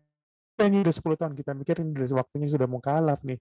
Kenapa udah datang bulan, udah juga ini. Maka kita ganti bentuknya evaluasi. Nah, udah sholat belum? Nah, kenapa nggak sholat? Nah, kenapa belum sholat? Nah, kenapa gini? Kita butuh jawabannya untuk mengukur kenapa alasan-alasannya itu. Ya, kalau 7 sampai 10 tahun, kita tanya kenapa belum sholat segala macam, jawabannya gitu-gitu aja tuh. Masih sama. Iya, soalnya aku lagi ini, soalnya gini. Dia bingung, karena belum kreatif cari jawaban. Tapi 10 tahun, 11 tahun ke atas, itu kan anak-anak berpikirnya udah abstrak. Ya, jadi alasan itu udah banyak. Maka kita evaluasi kematangan berpikirnya, kematangan bicaranya, kematangan berimannya dengan cara bertanya. Ya, kita anggap misalkan 10 tahunnya ini belum, maka perintahkan. Tapi seandainya 10 tahun ini sudah mukallaf, ya, maka saran saya adalah evaluasi. Ya, bentuknya adalah pertanyaan. Nah, udah sholat belum? Nah, udah sholat belum? Nah, terus kita nggak berhenti dong, nggak berhenti-berhenti. Memang kewajiban orang tua itu kan nggak pernah berhenti, gitu ya. Sampai kita mungkin lihat hasilnya, mungkin kita berhenti di situ, gitu ya. Tapi memang kewajiban kita kan berhenti. Bahkan kita lihat anak kita sudah menikah sekalipun, gitu ya. Kita tanya mungkin udah sholat belum, udah sholat, nggak ada yang salah dengan bertanya seperti itu, ya kan? Karena terus menjadi kewajiban kita, ya. Jadi saran saya yang dilakukan oleh ibu sekarang, gimana nih biar anak itu terus diperintahin dulu, karena tadi obrolin Allah terus, ya obrolin Allah terus, tambah dengan pemahaman tentang keimanannya. Metodenya lagi apa? Saya bilang bisa dimulai dengan kisah. Quran itu 2/3-nya isinya kisah. Ya, bisa dengan cara berkisah, kisah tentang orang yang mendapatkan kemudahan dalam sholat, ada orang mendapatkan ketenangan dalam sholat, ada orang mendapatkan surga dengan sholat. Kita berkisah lah ngomong pada dia. Bercerita. Itu saya katakan berkisah itu kan berarti bercerita. Ayo kita mau ngomong nggak? Ya bisa dengan cara berdiskusi. Tadi saya katakan ya, nah ini ada orang umur segini katanya sholat ini gini, kalau menurut kamu gimana? Ya, itu diskusi, kita ngobrolin sesuatu. Ya, nanti ada bisa tambah-tambahkan nilai-nilai iman. Kalau buat mama mana, yang penting sholat itu nomor 1, misalnya. Kenapa? Karena sholat itu bisa bikin kamu kejaga, karena sholat sampai nama kita. Gitu ya. Atau bisa jadi dengan cara bertanya, tadi saya seperti contohkan, nah kenapa belum sholat? Ya, minta pendapatnya, diskusi dengan diskusi kita tentang persoalan lain. Ya, persoalan ya dirinya ya itu dilakukan, tapi intinya adalah mau nggak kita bicara pada anak kita. Ya, jadi saran saya gunakan metodenya gimana sih cara nasihatin. Nasihat langsung boleh boleh ya, kita ngomong nah sholat tuh begini boleh ya, matang dikit tanya dengan diskusi dan tanya jawab karena dia udah punya pikiran ya. 10 tahun atau sudah mukalaf, gak gejala mukalaf, saran saya jangan selalu banyak nasihatnya tapi banyaknya diskusi dan bertanya jawab ya. Itu lebih lebih apa ya, lebih menghargai pertumbuhan akalnya. Karena mereka pengen dihargai pendapatnya, ya. Maka bisa kita lakukan seperti itu, ya. Tapi kalau masih di bawah 10 tahun, sampaikan aja udah. Sampaikan aja perintahnya dulu, perintahnya dulu, perintahnya dulu. Jadi ya sambil pahami bentuknya lewat kisah boleh, lewat nasihat boleh. Yang penting mau bicara aja dulu kita. Itu hal yang paling berat, ya. Jadi jangan lihat kesalahan, udah diem. Terserah anak saya, ya kalau kita nggak bicara, ya nggak selesai. Udah diajak ngobrol nggak lah gitu, itu berarti nggak diajak ngobrol. Caranya ajak ngobrol apa diajak dinasihatin? Kita ngajak ngobrol anak, intinya mah lihat anak terus ya. Ngomong terus nyerahin anak itu bukan diajak ngobrol. Kalau diajak ngobrol mungkin tanya jawab atau mungkin diskusi ya. Udah diomongin, diajak ngobrol udah diomongin udah, oke mungkin berkisah yang belum ya, udah ini juga mungkin teladan yang belum ya kan. Mungkin kita sudah apa yang belum? Ya kita tahu metodologinya. Yang intinya muncul dari dua, bicara dan bertindak. Ya, turunannya bisa bentuk berkisah, bercerita atau ibrah, mengambil hikmah, ya, mengambil hikmah. Misalnya, "Nak, ini ada, itu yang sering dilakukan pertama yang lihat bulan purnama gitu ya, kamu masya Allah nih bulan begini gini gini, masya Allah ya kalau Allah menciptakan." Itu bicara hikmah, gitu ya. Langit dan bumi gitu ya, yang banyak di ayat Quran itu, wa min ayatihi, diciptanya orang berpasangan, malam dan siang dan lain-lain, itu kan bisa mengambil hikmah. Atau bisa mengambil gaya pemisalan, ya, itu juga sering pemisalan gitu ya. Ya, jadi digunakan pemisalan-pemisalan. Ini jadi gini, akan dimisahkan dipakai. Metodologinya banyak, bisa pemisalan, bisa bercerita, ya, bisa berkisah tadi, bercerita kisah itu qasas, menelusuri jejak, ya. Jadi kalau kita sebut berkisah itu, ya seperti kita menelusuri jejak. Menelusuri jejak gimana sih? Di kanan ada apa, di kiri ada apa, terus langkahnya apa, itu menelusuri jejak, makanya qasas, menelusuri jejak. Jadi kalau kita bercerita itu, ya seperti menelusuri jejak, gitu. Suatu saat, gitu ya, ada seorang anak soleh, dia ketemu dengan seorang anak yang lagi duduk di bawah, nggak punya apa-apa, bajunya compang-camping, digambarkan ceritanya. Karena kita sedang menelusuri jejak, biar mereka berpikir kenapa juga menelusuri jejak? Sekarang kan tadi, menelusuri jejak tuh suasananya dibangun. Kalau kita menelusuri jejak kan kerasa panas dinginnya, terik, aduh panas nih, dingin nih, di sebelah kanan kirinya ada apa. Maka kalau menggambarkan satu, dideskripsikan. Ya, jangan cuma bercerita, suatu saat ada seorang anak soleh ketemu anak yang miskin. Deskripsikan, dia pakai baju kayak gini, ininya begini, rambutnya acak-acakan, kulitnya begini. Digambarkan, karena dia akan menggambarkan itu. Karena menelusuri jejak. Dikisahkan, maka di kisah Quran berkisah itu kan detail. Ya, detail. Tadi saya katakan kisahnya Nabi Musa itu sampai dimulai dengan apa, nyusui, kemudian dilarungkan, kemudian anaknya dikatakan, kus, kus, ya, telusuri, telusuri, ikuti jejaknya, ikuti jejak si kotak sungai, kotak bayinya itu kemana, diikutin. Jadi diikutin gitu loh. Jadi memang ya begitulah kalau kita berkisah. Ya jadi belajar berkisah penting buat orang tua, penting. Pandai bercerita penting ya. Show it dan tell it kalau bahasa penulis gitu. Kalau kita bikin tulisan kan gitu ya. Show it dan tell it. Artinya apa? Tulisan kita itu bukan bercerita, tapi menggambarkan, mendeskripsikan. Ya, bercerita tuh aku bangun pagi jam 6 pagi itu bercerita. Kalau menggambarkan aku bangun pagi di saat ayam berkokok, udara masih dingin, embun masih menempel di daunan. Itu deskripsi, gitu ya. Orang ketika mendengar seperti itu, nah itu yang kita bawa pada anak kita waktu kita bercerita, ya. Maka metode ini kita ganti-ganti. Ya, tapi dia udah gede, masih bisa bercerita? Bisa, kita sesuaikanlah dalam kehidupannya. Cara kita bercerita, cara kita bercandanya, ya supaya bercanda atau bercerita itu nempelnya mereka. Ya, itu mendeskripsikan. Atau tadi saya katakan, nggak bisa saya, oke coba yang lain, nasihatin, ya ngomong langsung. Nggak bisa, saya nggak pintar juga. Mungkin dengan teladan, atau mungkin dengan bertanya pendapatnya, atau mungkin diskusi. Ya, kita sering menyimpulkan, udah saya omongin, kita cuma ngomongin ya, udah ajak ngobrol, yang disebut ngomongin atau ajak ngobrol, itu nyeramahin anak. Ya, nggak ditanya pendapatnya, nggak ngajak diskusikan satu, nggak dituturkan kisah berdeskripsinya tadi, ya, menelusuri jejaknya tadi. Ini bisa kita pakai nih buat anak-anak kita, atau menjadi teladan dengan contohnya. Ya, belum kita contohin, belum ada yang jadi contoh nih, nggak bapaknya, nggak ibunya. Harus ada yang jadi contoh, gitu ya. Memang harus seperti itu. Ya, itu yang harus kita pikirkan dalam pengasuhan kita. Yuk, ya supaya seperti itu nanti salatnya gimana? Tadi ya, salat tentang hikmah, salat cerita tentang salat atau yang lain, atau contoh-contohnya bapak ibunya salat, ya, habis salat adem, habis salat wah gitu ya, masya Allah, ya, keluargamu salat dan berkuat. Jadi untuk sabarnya kita lipat-lipat gandakan, terus melipat gandakan sabar, ya. Salat itu ngajakin salat keluarga itu diminta bersabarnya lebih sama Al-Quran. Ya karena memang kadang-kadang berat ya. Maka mana sih sabri ya, minta tolong Allah dengan sabar dan salat, ya, dengan sabar dan salat. Kemudian Allah katakan wa innaha lakabiratan illa ala khasyiin, ya. Allah katakan dan salat itu lebih berat daripada sabar. Allah nggak katakan wa innahum, ya. Allah berkasih wasta'inu bis sabri was salat, minta tolong dengan sabar dan salat dua, ya. Kalau wa innahum berarti sabar dan salat dua-duanya berat, ya. Kalau wa innahu berarti merujuk pada sabarnya. Tapi ini kan wa innaha. Maka di terjemahan Quran kita itu Al-Baqarah itu semuanya bilang dan sholat itu lebih berat daripada sabar. Sholat itu lebih berat dan bersabar. Bahkan sholat itu butuh kesabaran yang berlapis ketika kita mengajaknya. Gitu ya. Jadi sholat itu memang tiang agama. Kenapa jadi tiang agama? Jadi wajar kalau kita resah dengan sholatnya keluarga kita. Wajar kalau kita resah dengan sholatnya anak-anak kita. Kenapa? Karena memang itu lebih berat bahkan dari sabar. Mereka belajarnya lebih berat. Jadi kita untuk ngajarinnya juga harus lebih banyak sabar ya. Gitu ya. Karena sholatnya lebih berat daripada sabar.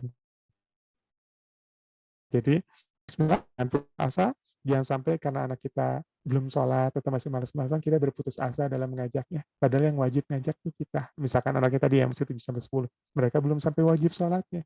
Ya, mereka belum kena dosa ketika enggak ngelakuin, tapi kita kena dosa ketika kita enggak menyuruhnya. Kayak gitu. Ya, jadi yuk udah berfokus pada apa kewajiban kita. Ya, bagaimana metodenya, ini tidak gini ya, materi.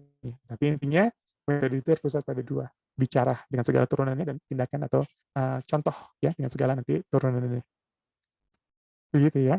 Dan dari Ibu Bestari, gimana anak perempuan 16 tahun yang tidak menjalankan perintah dengan menggunakan hijab dan baju yang kurang menutup aurat? Ya, ini sebenarnya usia 16 tuh memang tadi saya katakan lebih mudah ketika dididik dari kecil. Maka Imam Syafi'i itu bilang iman pada anak kecil itu harus dipupuk dengan baik, gitu ya. Kenapa? Karena gampang lepas. Ya gampang lepas bisa jadi bukan pas kecilnya, pas udah dewasanya lepas, gitu ya. Jadi setelah kita kalau nggak dikuat, dijaga, dikasih pagar dengan baik, ya mereka dipatok ayam kemana-mana, dibawa pergi kemana-mana tuh, gitu ya. Itu nggak rapih gitu jadinya, dia hilang lah, gitu ya, bawa kemana-mana. Nah, PR-nya memang ketika dia usia 16 tahun tadi saya katakan, oke lah anggaplah ada kekeliruan yang kita nggak lakukan dulu waktu kecilnya. Kita nggak kenakan dengan Allah, kita nggak ajak kebutuhan Allah, kita nggak perintahkan sholat pas 7 tahun, kita nggak perintahkan tutup aurat 7 tahun, kita nggak ngajarin hikmah, kita nggak banyak yang nggak kita lakukan mungkin gitu ya. Tapi sekarang umurnya 16 tahun. Bagaimana apa yang kita lakukan? Yang pertama kita harus yakin selalu hidayah itu dari Allah. Ya, hidayah itu dari Allah, nggak selalu bergantung ikhtiar kita. Ya, maka berdoalah selalu untuk Allah titipkan hidayah pada keluarga kita, pada anak kita, ya, dengan cara apapun. Karena kalau Allah sudah berkehendak tadi, ya Allah sudah berkehendak, Allah kasih aja. Allah kasih aja. Allah cabut aja. Kalau Allah sudah berkehendak gitu. Jadi kita jangan putus asa, 16 tahun masih mungkinkah dia bisa begini, mungkin saja, ya. Itu kita yakinin itu poin pertama. Yang kedua, cara ya itu memang hidayah yang bedakan huda dan hidayah. Hidayah itu prerogatif Allah. Eh, huda itu petunjuk aturan ya, aturan gini. Huda itu ada tulisan dilarang parkir. Ya, tulisan dilarang dicoret atau dilarang berhenti gitu ya. Dilarang parkir, ya anggaplah dilarang parkir. Ada petunjuk dilarang parkir. Di bawah tanda dilarang parkir ada mobil parkir, ya kan? Apakah dia nggak tahu petunjuk itu? Pas kita tanya tahu, ya. Tapi kenapa dia di situ nggak dapat hidayah? Hidayah adalah energi untuk jalanin petunjuk. Huda itu petunjuknya. Hidayah itu energi jalanin petunjuknya. Tugas kita itu nyampaikan huda sebanyak-banyaknya. Kasih tahu dengan cara terbaik tentang hudanya. Hidayah ini kadang-kadang memang hak prerogatifnya Allah. Bahkan Nabi juga tidak bisa membawa pamannya untuk ke Islam. Gitu kan? Ini kadang-kadang wilayahnya Allah. Tapi tugas kita adalah menyampaikan huda sebanyak-banyaknya. Kasih tahu. Ya, dengan cara apa tadi? Berhikmahkah, dan lain-lain. Dan khusus untuk 11 tahun ke atas, saya lebih menekankan pada dua hal, ya, diskusi dan bertanya, ya, berdialog. Sifatnya berdialog. Jadi banyak tanya. Kenapa? Karena usia 11 tahun ke atas itu makin ya, dalam fase beragama yang personal. Kenapa? Karena mereka sudah punya pendapat sendiri, abstrak, berpikir, sudah bisa macam-macam, sudah bisa membandingkan, sudah menjadi kritikus sosial, ya, dia sudah bisa mengkritik ibu bapaknya dan lain-lain ya. Dan dalam fase seperti itu, mereka sudah punya pemikiran. Maka ajak dia, dakwahi dia, kasih petunjuk dia dengan fase dia yang sudah mulai ada pemikiran. Ya, kalau sebelumnya kita ngomong-ngomong aja, gitu. Tapi ini dapatnya dia, ya.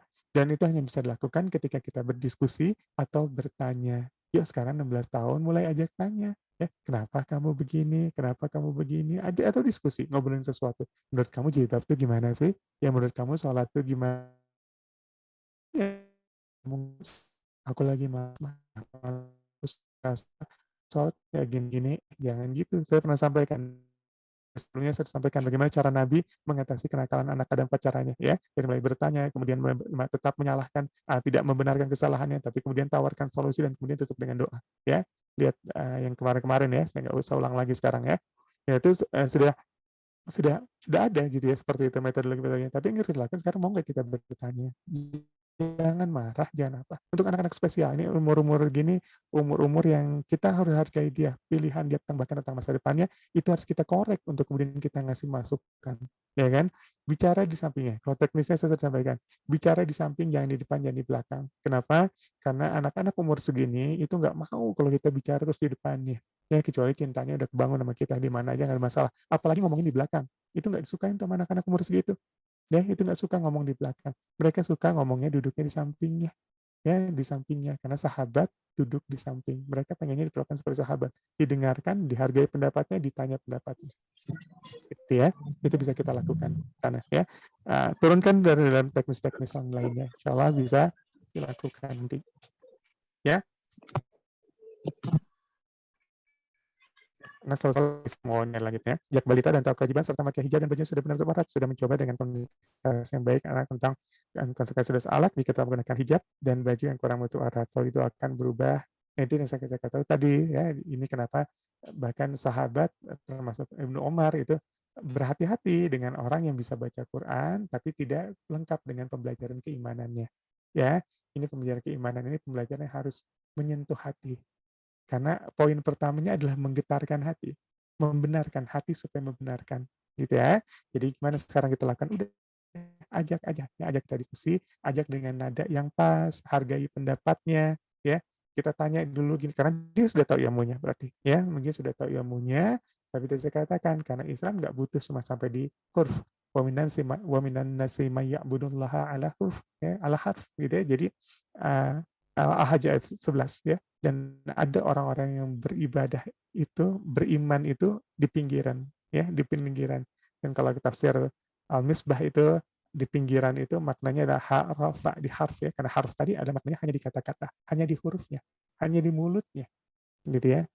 Islam itu butuh sebuah amalan tindakan nyata. Nah, gimana cara menerapkannya? Yuk kita kasih petunjuk banyak, ajak bicara, komunikasikan, dan sekali lagi 16 tahun tanya pendapat. Yang kita maksud komunikasi untuk 16 tahun bukan nasihat terus-menerus dari satu arah dari kita, ya, tapi ditanya, ya kenapa?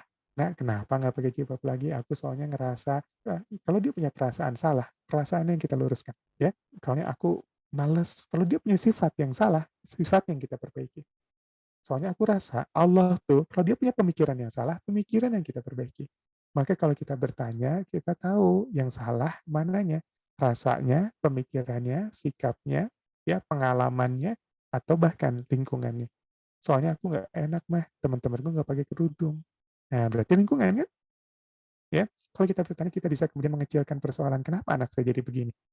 Ya, tapi kalau kita nggak bertanya, kita nggak tahu nih semuanya ada satu arah dari kita nasihatin terus ceramah terus sholat wajib dan bilang iya mah aku juga tahu sholat wajib terus kenapa enggak, nah itu yang kita harus tahu. Kalau dia udah tahu itu wajib, tutup aurat wajib, kenapa sekarang enggak, gitu ya. Bisa jadi lingkungan, ya bisa jadi cinta anak-anak remaja nih, ya lagi merasa cantik tuh bagaimana, gitu ya. Bisa jadi definisi ini yang salah. Oh, oke, dia punya pemahaman salah tentang gaul.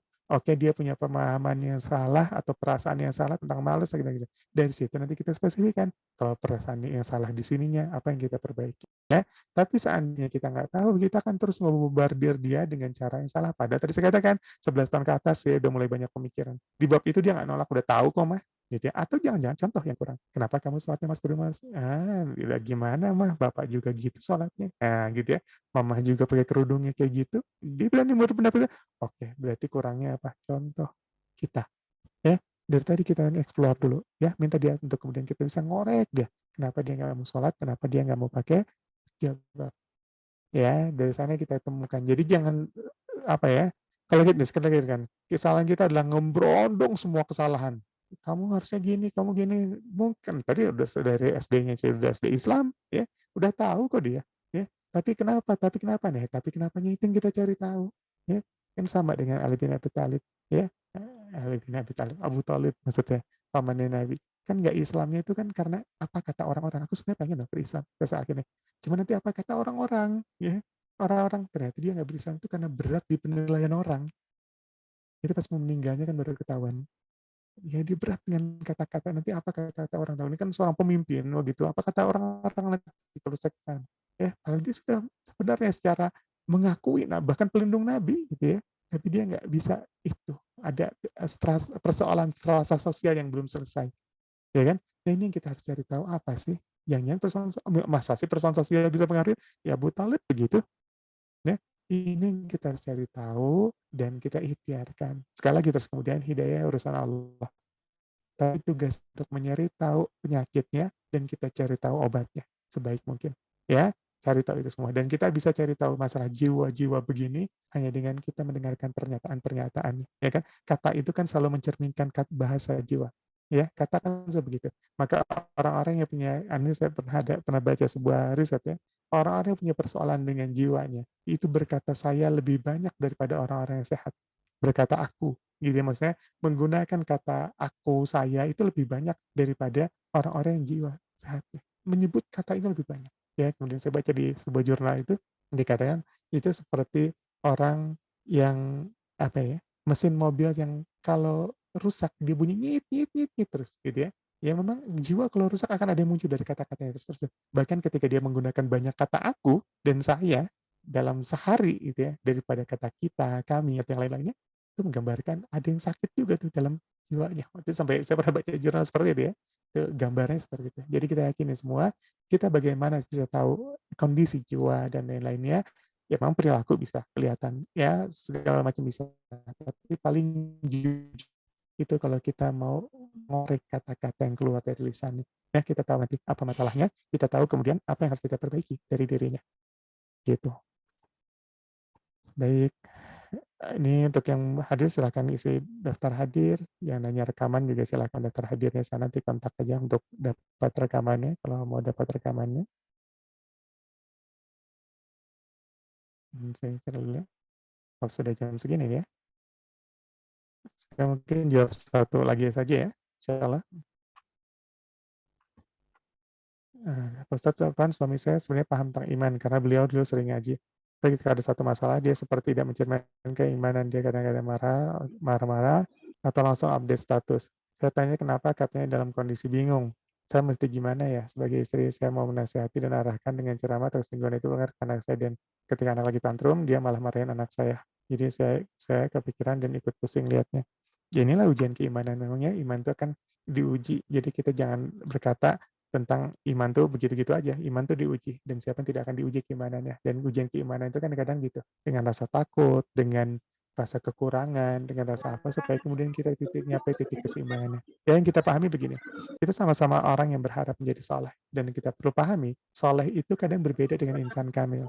Insan kamil itu kadang-kadang adalah insan yang sempurna, yang fi kulli makan, fi kulli zaman, di setiap tempat, setiap waktu dia langsung cemerlang.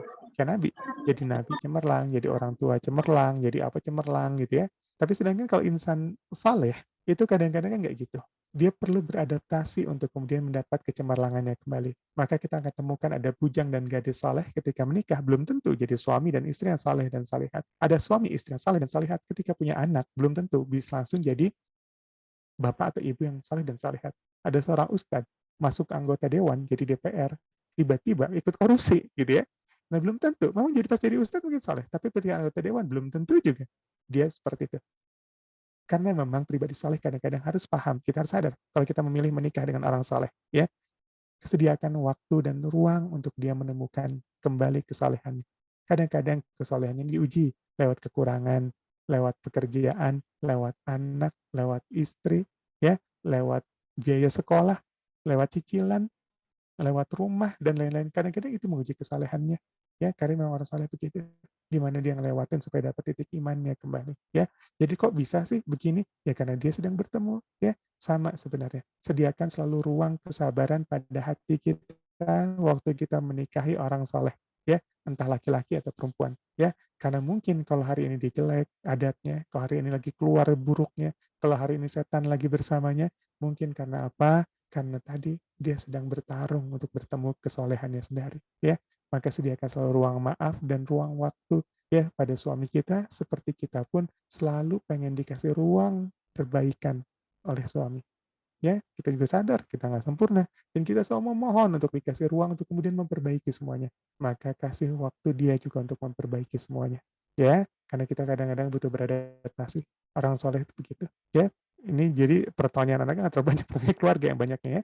Ya sudahlah ya. Jadi gimana anak tantrum? Anak tantrum ikut gini ya. Tadi saya katakan ya memang kadang-kadang ketemu. Ya kuatkan lagi keimanan kita dan kembali lagi. Ya, makin banyak masalah, makin banyak baca Quran. Makin banyak masalah, makin banyak ketaatan. Makin banyak masalah, makin harus dekat dengan Allah. Itu yang harus kita lakukan. Ya, supaya keimanan kita terus nambah. Gitu ya. Suami saya paham dengan iman, tapi gini, gini, gini. Ya, semua kita juga paham dari dulu.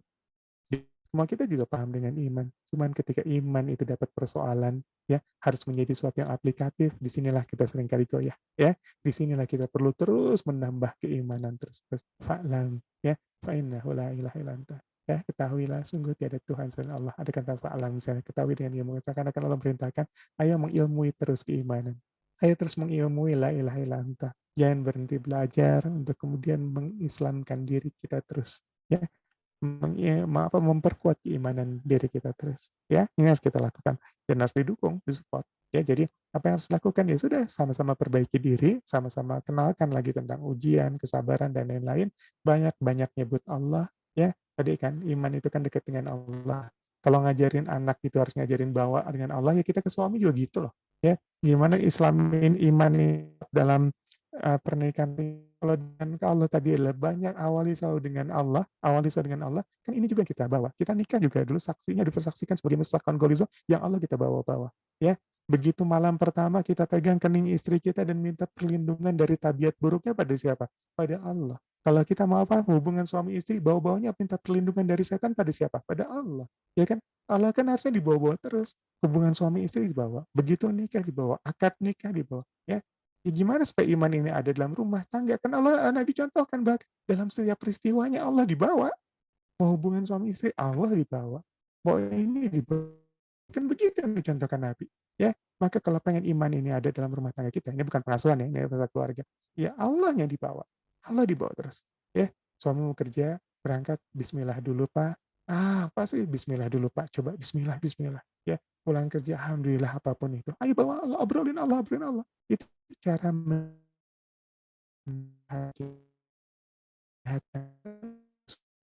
hati kita sendiri. Ya, saya sering bilang, sibuk mencari cinta pernikahan, tapi justru kehilangan Allah dalam pernikahan. Ya kan? Dia sibuk mencari cinta, pengen dihargain, pengen dihormatin, pengen dilembutin, pengen disayang dan lain-lain. Ya, tapi dia kehilangan Allah dalam pernikahannya. Tapi kalau kita sibukkan pernikahan kita dengan pencarian akan Allah, maka justru cinta itu akan tumbuh bertaburan di mana-mana. Ya, fokus pada Allahnya. Ya, yang maha, yang maha, yang maha, yang maha. Yang maha menyelesaikan persoalan kita, yang maha menjadikan segala sesuatu, yang maha memungkinkan sesuatu. Ya, ya udah fokus ke Allah aja. Supaya apa? Supaya hati kita atau keluarga kita atau pengasuhan kita itu lebih tentram. Ya kalau anak aja kita didik untuk selalu mengawali dengan Allah, ya harusnya keluarga juga sama. Ya, alhamdulillah ya Allah masih punya suami. Alhamdulillah ahyana ba'da maut. Habis itu alhamdulillah ya Allah masih ada suami. Gimana pun dia suami, tetanggaku udah punya suami. Ya, alhamdulillah masih punya istri. Alhamdulillah masih ada anak-anak. Kenapa ada yang temanku nikah bertahun-tahun belum punya anak? Alhamdulillah, alhamdulillah, alhamdulillah. Ajakin suami kita untuk alhamdulillah juga. Ya begitu dia ngeluh, alhamdulillah dulu Pak.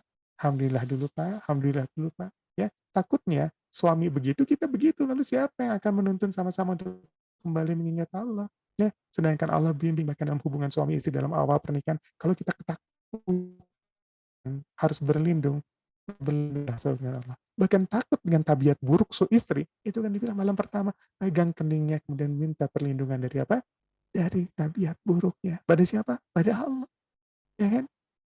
Jadi kita minta berlindung ke Allah terus deh. Udah, ya. Berlindung Allah, bawa terus Allah. Terus jangan lupakan Allah dalam harian kita. Makin jarang Allah kita sebut, makin lama atau makin tidak pernah Allah kita bawa dalam rumah tangga kita sehari-hari, makin jauh kita dari kunci atau jalan keluar masalah kita.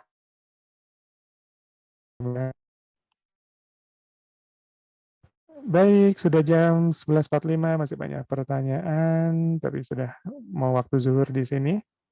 Kayaknya kalau nanya dari awal ya, biar cepat bahasa saya bahasnya dari awal. Dan kalau bahas suka panjang, jadi jangan di belakangan, cepet-cepet. Ya, itu dulu untuk pertemuan kali ini ya. Insya Allah kita banyak-banyak lagi di Ramadan, mudah-mudahan itu waktunya lebih panjang lagi. Kita selama 20 hari, terus-terusan, nanti ada rekamannya juga, nanti ada itunya silahkan ya. Sekarang Ramadan bikinnya ini aja ya, tidak bikin yang lain dulu. Kalau saya suka bikin subuh ya, sekarang tidak subuh ya. Yang di jam 10 pagi ini. Ini ada materi-materi yang kita bisa ikuti bareng nanti. Insya Allah kita bisa silaturahmi bareng lagi di bulan yang mulia itu lagi. Ya, insya Allah ya. Mudah-mudahan Allah sampaikan kita sampai pada bulan Ramadan. Allah mudahkan setiap niatan baik kita di bulan Ramadan ini. Allah tuntaskan, keluarkan kita dari kesulitan-kesulitan di bulan Ramadan ini. Mudah-mudahan insya Allah. Ya. Alhamdulillah, fala takunanna minal mumtarin, yang benar datang dari Allah, jangan ragu untuk menerimanya. Dan kita tutup dengan doa penutup majelis. Subhanaka Allahumma wa bihamdika asyhadu an la ilaha illa anta astaghfiruka